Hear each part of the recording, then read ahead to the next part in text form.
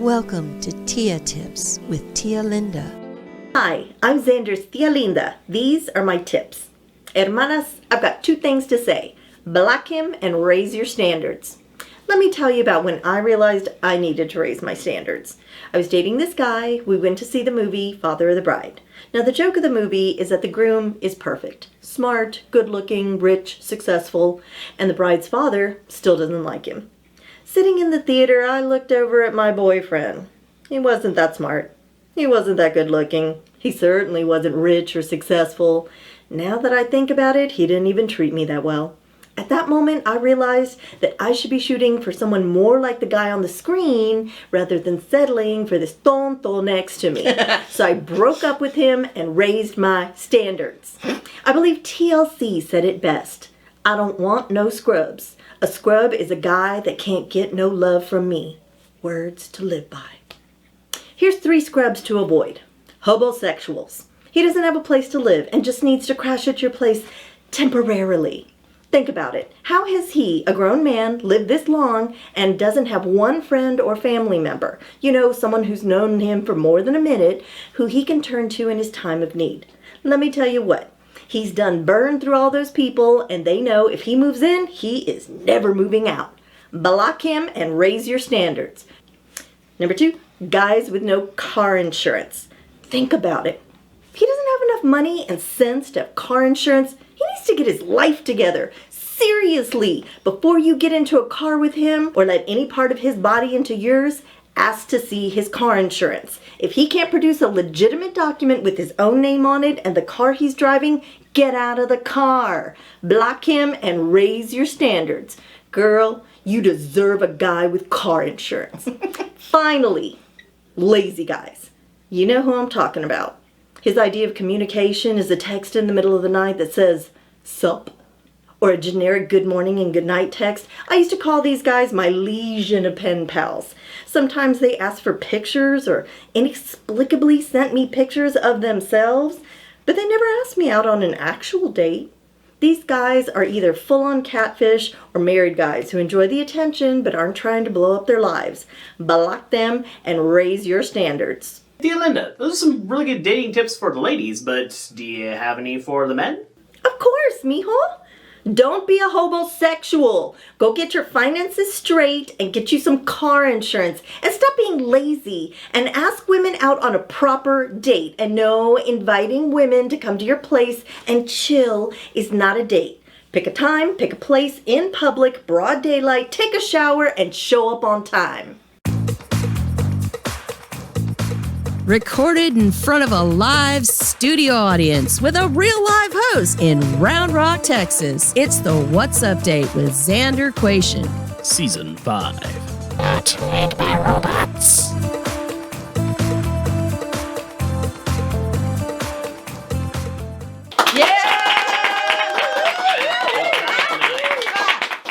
Welcome to the What's Update. I'm Xander IMDb. Here's what happened. We're kicking off the news with some good news for a change with our ongoing segment, Good On Ya. Yeah, buddy. RuPaul, the internationally acclaimed Queen of Drag and most commercially successful drag queen in the US, has co-founded the online bookstore Alstora to distribute books targeted by recent bans and efforts to restrict LGBTQ-related literature. Ew. The multiple Emmy and GLAAD award-winning producer, host, and judge of RuPaul's Drag Race aims to support free expression and, quote, push the conversation forward by sending a rainbow bus from the West Coast to the South to give away censored books. Yeah, that's gonna go over real well. Mama Ru and Alstora demonstrate their commitment to opposing policies designed to limit access to literature deemed inappropriate for children by right-wing activists. Fuck those guys. Recently, there's been a sharp rise in efforts to restrict access to books at schools and libraries, particularly those by or about LGBTQ people and people of color. Some libraries have faced bomb threats and closure through defunding over attempts to protect such books. Many red states have simultaneously tried to ban drag shows and restrict access to healthcare for transgender individuals. Assholes. We want to give RuPaul and all the folks at Alstora 2 snaps in a circle for putting money where their immaculately adorned mouths are. Yeah. Sachet Shantae indeed. Yeah. The rainbow. Taste the rainbow. Indeed. Now, while we're on the subject of right-wing wang rods, an evangelical Christian university was fined a record $14 million for, quote, systemic and persistent failure to comply with federal campus safety laws. That's 2 football coaches. In Texas, yeah. He's got a point there. He's not wrong. According to an Education Department review, Lynchburg, Virginia's Liberty University failed to warn students on campus of dangers including bomb threats, an attempted abduction, and multiple acts of sexual violence. The Department of Education did not address the school's doctrinal position, which included gems like, the universe was created in 6 historical days, human beings were directly created, not evolved, all persons are sinners from conception, no indulging any alcohol, drugs, sex after midnight, or any other illegal activity. Wait, I think that last one wasn't from their website. I think that was from Dazed and Confused. Maybe it was, maybe it Get wasn't. your priorities together. OTSS! I guess they were so busy spreading the good news that they didn't take the time to spread the bad news. Now, speaking of bad news, lately, the New York Times has published a lot of articles questioning President Biden's fitness for office. Boo. They assert that Uncle Joe's advanced age and alleged cognitive decline are much larger concerns for voters than the Tangerine Toddler's 91 felony charges across 4 criminal cases, more than $500 million owed in judgments and fines, and a promise to wreak vengeance upon his enemies, including political opponents, immigrants, and the press. Not only that, but Trump is less than 4 years younger than Biden. The real question is, why isn't anybody concerned with the obvious cognitive decline of the New York Times after being a newspaper for over 170 years? Want to talk about advanced age, right? Yeah. They're too old to paper. Double standard. In Vladimir Putin's continuing effort to step on every rake and smack himself in the face... Wouldn't that be amazing if he did that, though? You could just watch that all day. Yeah, it's like Sideshow Putin. They put it on the Happy TV. Oh, yeah, I would watch that all day on like, TV. just have that shit on loop. Yep. Anyway. And smack himself. His invasion of Ukraine, ostensibly to ward off NATO expansion, has inspired Finland and, most recently, Sweden to join NATO. With the addition of Finland and Sweden, NATO now numbers 32 nations and has increased its presence in the Baltic and North Seas. When asked for comment, Swedish Prime Minister Ulf Kristersson said, "Hursten flögen geputem blomi." It's like, kids, ask about the Muppet Show in the Swedish Chef. I swear, it's not the most racist thing your Gen X parent will tell you from their childhood. No, it's really not even close. We'll get to that one later. A federal judge in Texas ruled that the Minority Business Development Agency's presumption of racial disadvantage is unconstitutional, siding with a group of white plaintiffs who argued that the agency discriminated against them. White people ruin everything. Trump-appointed U.S. District Judge Mark T. Pittman, in a 93-page opinion, said that, in the wake of the U.S. Supreme Court's rulings against affirmative action at Harvard and the University of North Carolina, the federal agency that was created to help minority-owned businesses was acting unconstitutionally if it didn't serve all races. Please, sir, can I have some more? And that black guys, and that Mexican. I gotta have it. Tears in my eyes. I must have it. Sorry. A long-awaited Pentagon report found, quote, no evidence of visits by aliens or stashed spaceships.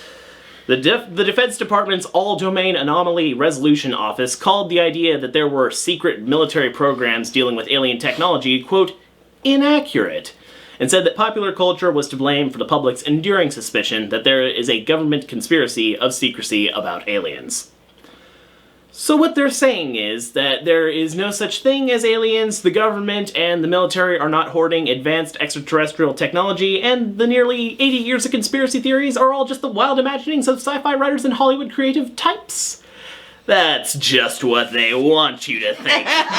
We let our guard down, and all of a sudden, alien sleeper agents like Timothy Chalamet and Austin Butler launch pansexual anal probing sensors to harvest farts on a global scale. We gotta remain vigilant, people. They do look like aliens. Watch out for Yeah. lizard people. At the very least, Butler, that guy's gotta be. It's just, Yeah. He's probably, no, I'm not gonna say it. From flying saucers to flying childcare workers, Disney's classic 1964 film Mary Poppins celebrates its 60th anniversary this year. Mary Yeah. Poppins, practically perfect in every way. She's smoking. And practically perfect to make y'all feel old. However, due to an antiquated racial slur, the British Board of Film Classification have raised the film's age rating from U to PG. In the movie, the mentally addled Admiral Boom uses the term Hottentots, which was a derogatory slur used by colonial Dutch and British for the Quaquay people of South Africa. Not South Carolina. Ugh. Different black people. Now, Barbecue black people. yeah. No, you don't barbecue. No, they make barbecue. Hey, the fuck you. Back on topic. Look, I get that there should probably be some explanation text before the film. I mean, Disney's got plenty of them for freaking Peter Pan, just slapping on one on there. Yep. And that such words aren't appropriate now. But this is an Edwardian old age pensioner who has a crew to sail his house. This guy regularly fires a cannon in a residential area. I think it should go without saying that pretty much anything this cat does or says should be considered off limits. Stick around, we'll be right back.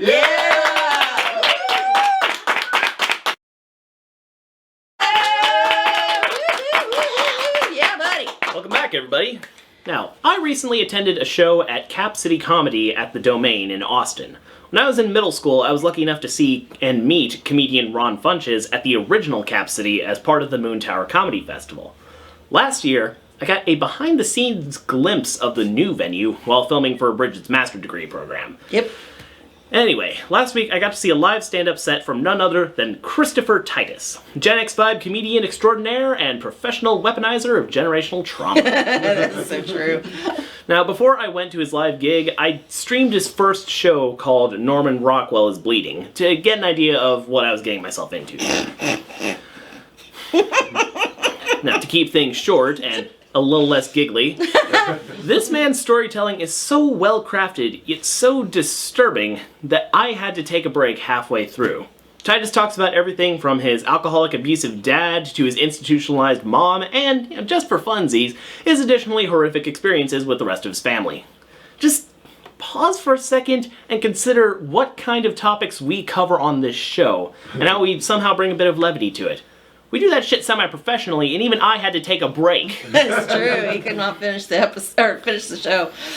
However, seeing Titus's work live was a whole different experience. Since none of y'all actively watch this show, let me remind you that I grew up with Gen X parents. What? Yeah, I know. Their stories are always some combination of hilarious, traumatic, and above all else, blunt. Listening to this man talk in person about his dysfunctional parents, the fucked up shit he went through as a child, and the ongoing drama extending into this stage of his life was a whole new ballgame.